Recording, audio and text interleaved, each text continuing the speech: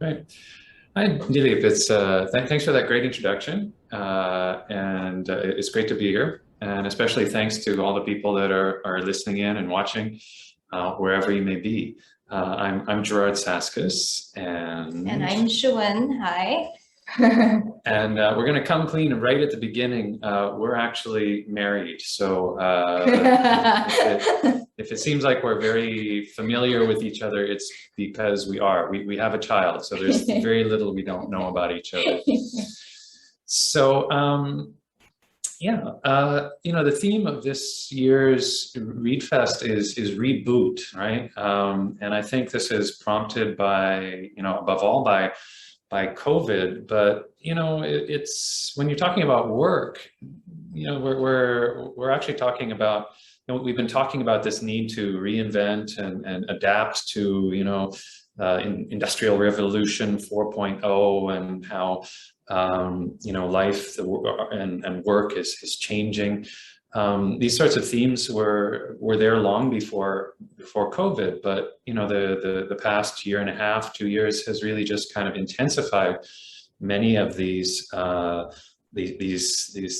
forces, and so many of us have really kind of rethought our relationship to work, whether it's because we were suddenly working at home, or some of us may have lost our job or had to find other work. So really, I think it's a fantastic time to reflect on work and what it tells us about our life, and really think about maybe how we can use this opportunity to sort of a forced change, to think about maybe finding more purpose in what we do, whether it's explicitly through our work or through our life around that work. And so that's really the theme of this the talk today. So and to start us off, we thought we'd run a little poll for you people, because this is something I find very interesting. We wanted to ask folks how many jobs they've had, because some people have very limited experiences of work, and some people have very diverse experiences of work. So, Shuan and I were talking about this. We were sort of counting. How many did you come up with? So I have held 10 jobs in my life. It's not a lot compared to him, but I was actually surprised that it was 10. I expected it to be 5 or something like that. Yeah. I lost count somewhere around 20. I'm getting kind of old and my memory's not that good. A lot of those summer jobs got lost. But yeah, and I think it's kind of interesting. I'm actually really happy that both of us have had kind of a diversity of experience that we can then bring to bear on the jobs that we have today. But also, it allows us to connect to the people around us, and maybe through in what they do. Now, before we, while you guys are doing this poll and telling us how many jobs you've had, I really want to emphasize how much Shuan and I we're not the creators of this book. We are kind of a conduit. We are the editors, we're the compilers, but the real creators of this book are the students who did these interviews, because this book actually came out of a class, a module that I teach at the National University of Singapore on work and what it tells us about society. And so these interviews were conducted over the space of about 5 years, between 2012 and 2017, 2018.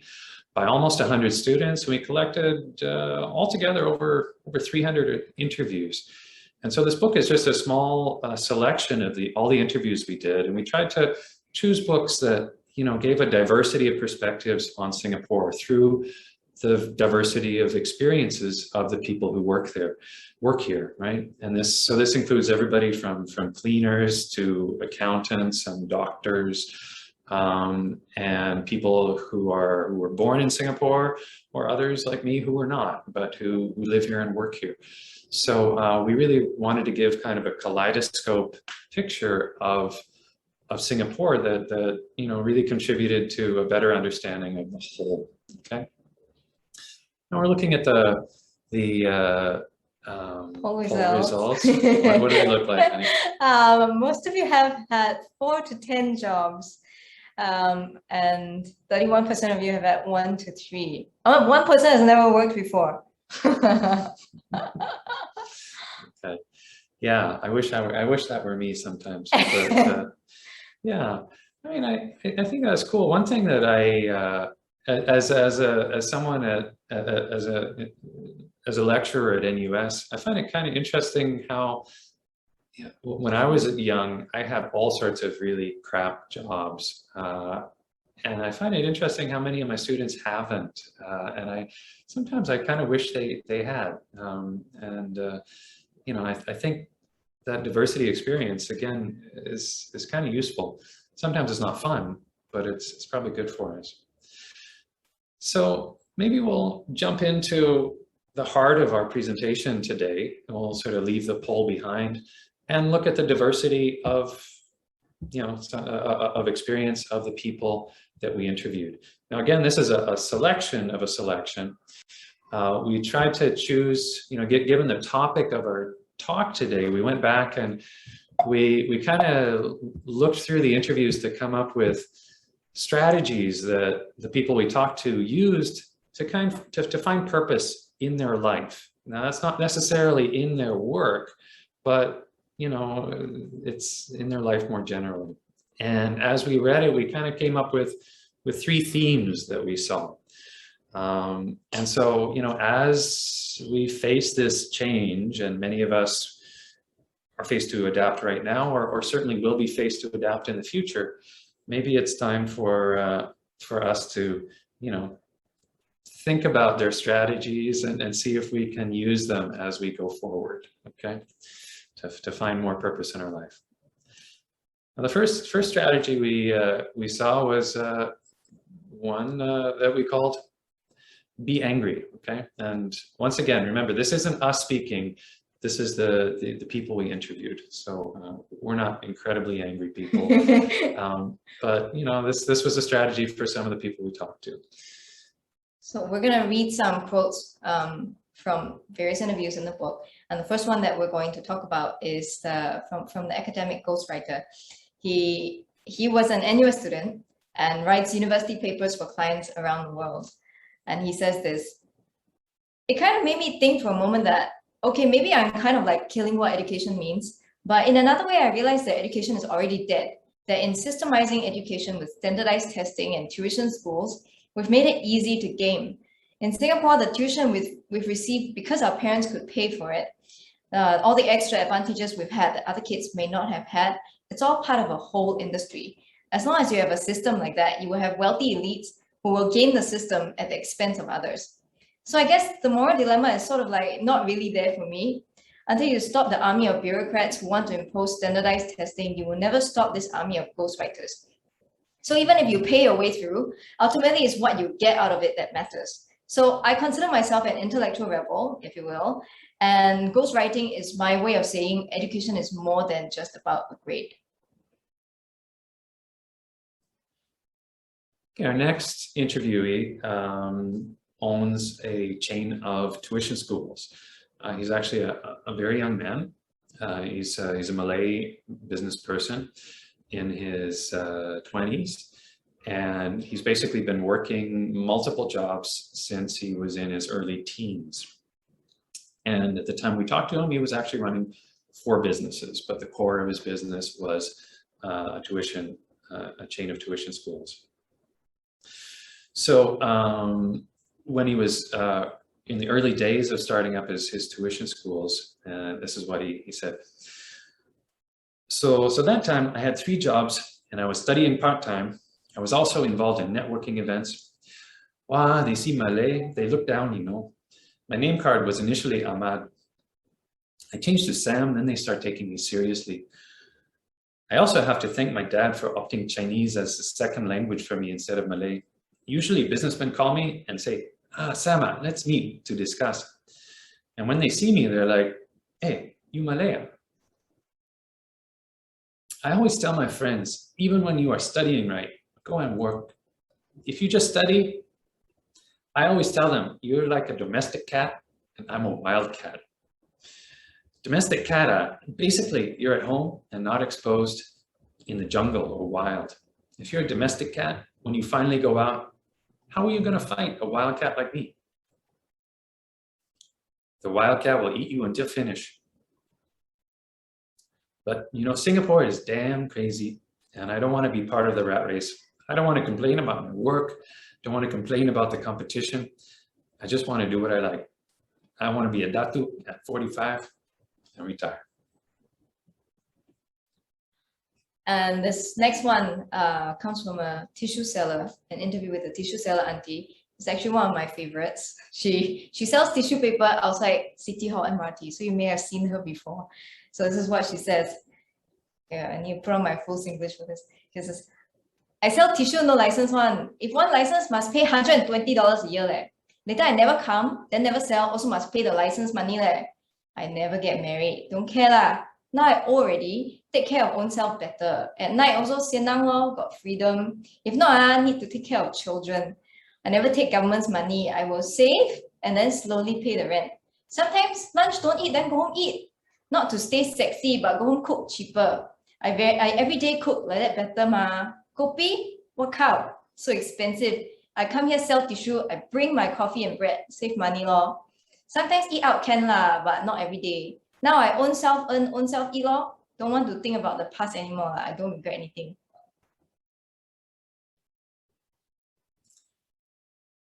Okay, so don't worry. Getting angry isn't the only strategy we saw here. We saw another one, which is probably a lot more common in the sorts of books you read about your, finding fulfillment in your career. And that is love what you do. But one thing that was quite clear from many of these interviews is that, you shouldn't expect to get rich necessarily.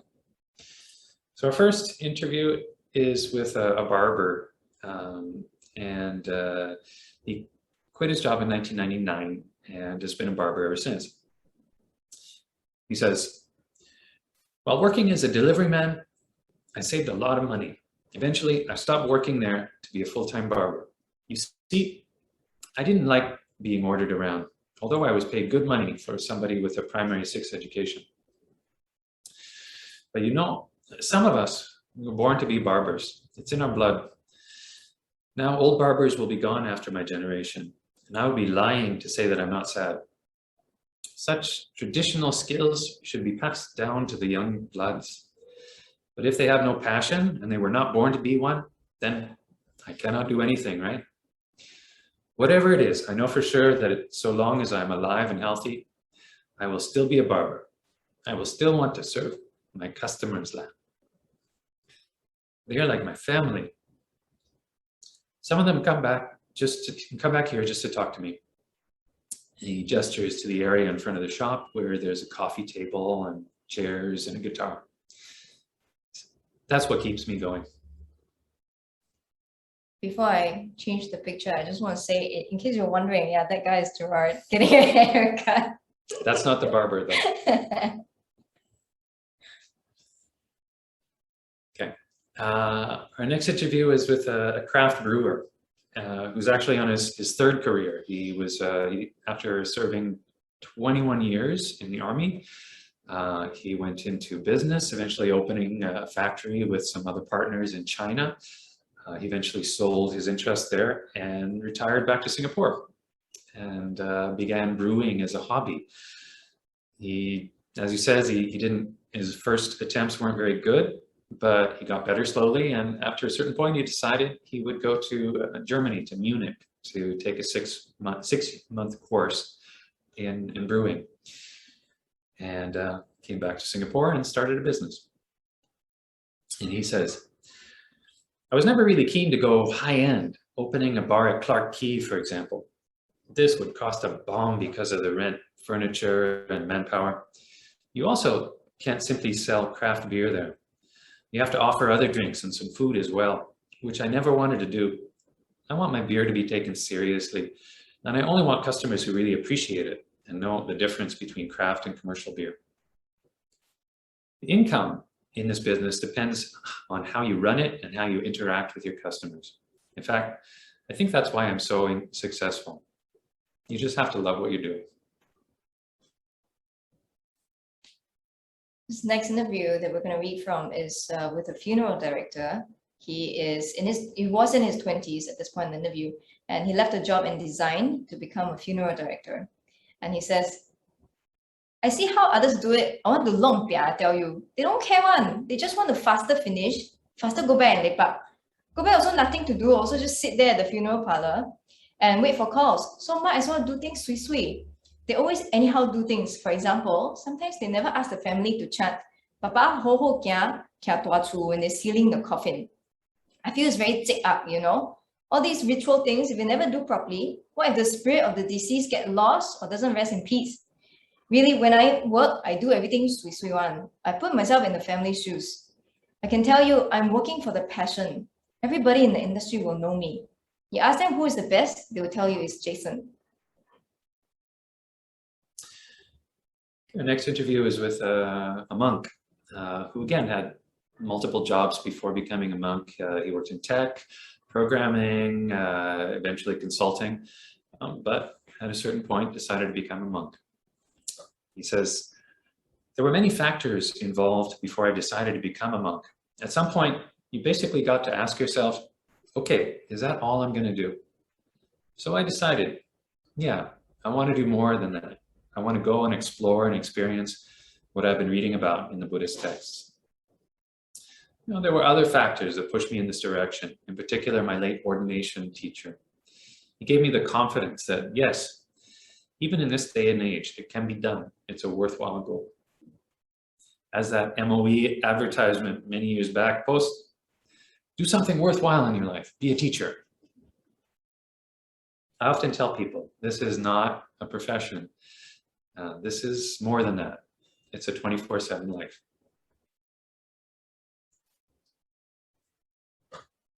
This next interview is with a motorcycle mechanic. He says, I charge high for labor because I really do properly one day. I don't anyhow do. Some people fix really, then okay, you can go, bye-bye. Me, I fix, you go right, and then you see how, okay or not. If okay, come back and pay me. If not okay, come back, I do for you, but I never charge you the second time. I make sure I do properly, not chin cai one hor. So if people come and tell me, hey, Ate, I need fast, I reject them because then I recommend other place. Work until die, then cannot be happy. How?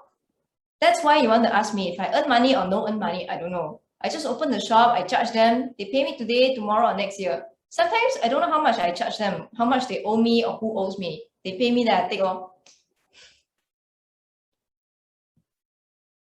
The last one for this category, for this kind of strategy, is in an interview with a caregiver.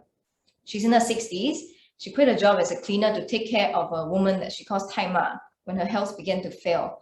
Taima actually adopted her as a child. So she says, I feel like I have to take care of Taima in her remaining years. You know what is 饮水思源? So no one would understand how I feel if something untoward happens towards her, untoward happens to her. I don't even want to imagine the possibility of it happening. I feel stressed because of this every single day. Taima only has a few years left to live. So I try my best to make her as comfortable as possible. I see myself having the privilege. Not everyone has the capability and willingness to care for an aged person, to care for Taima in her remaining years. Okay, and now we're gonna talk about our last strategy, which is finding meaning outside. So our first interview in this category is with, actually she called herself a Tai farmer. She's a part-time farmer. She farms a plot in Limchukan, and she also works at a retirement facility. And she says, these are the reasons why some people give up their 5-figure jobs to do farming. It's the peace, the happiness within that money cannot buy. You can be a CEO, but F you. Big deal. We joke amongst ourselves. You can be rich, but if you don't plant vegetables, you will die. Mine is never a business model, never. If I'm doing it as a business, this will never happen because you'll always be thinking about cost, revenue. Then you can never give vegetables for free. You must be crazy to do that. So I learned sharing. If you share and give, it comes back tenfold. To me, this is the best thing that happens in farming. This is the joy.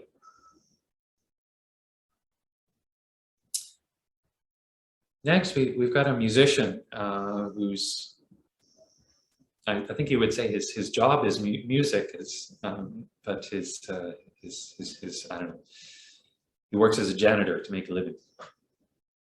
So he says, I'm living a double life, outside my jobs, deep inside me, actually, I'm a blues rock man.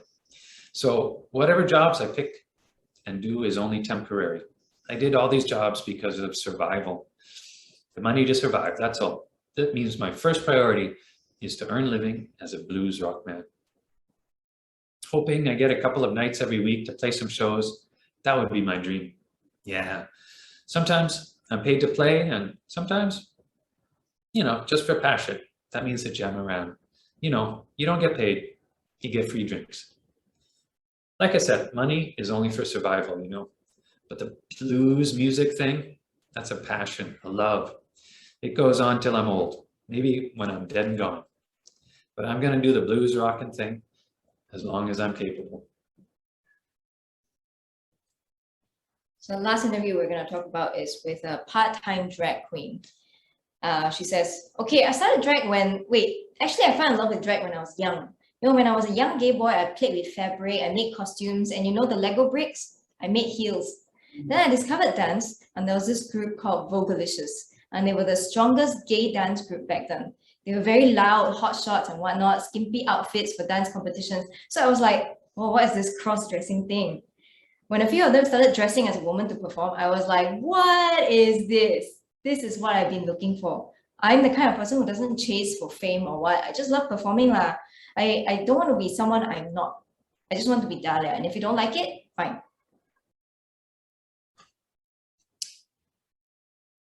Okay, so that sort of brings us to the end of our presentation here, our discussion of 3 different strategies to find repurpose going forward in a post-COVID world.